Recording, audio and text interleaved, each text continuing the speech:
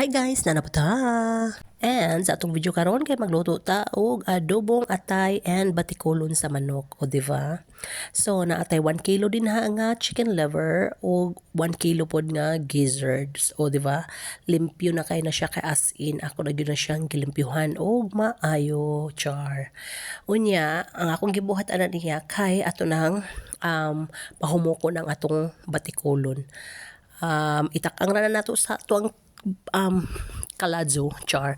Bitaw-butangan na natong tubig, unya lamasan na tuog, daghan nga loya para pawala sa iyang lansik. Butangan akong bay leaf, whole peppercorn, unya ato ang butangag asin, og ang syempre tubig, char. Unya ang kani atong atay kay ako na siyang gimarinate og garlic powder, ground black pepper og katong liquid seasoning, o diba?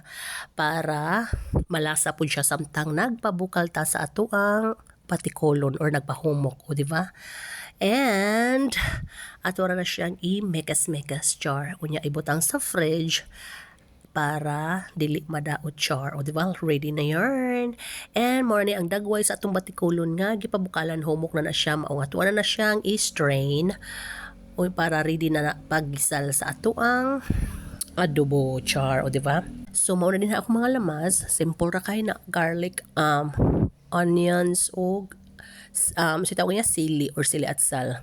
And wala, nag-live man ko na mo, wala na nako napakita ang pagluto, pero mauna na siya ayang dagway pagluto. Ako na siyang gisabaw-sabaw kay gusto ko nga pusan og sili.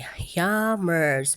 Unya ang leftover ana niya kay ako ang gi-fried para lambi lang gihapon kayo, o diba?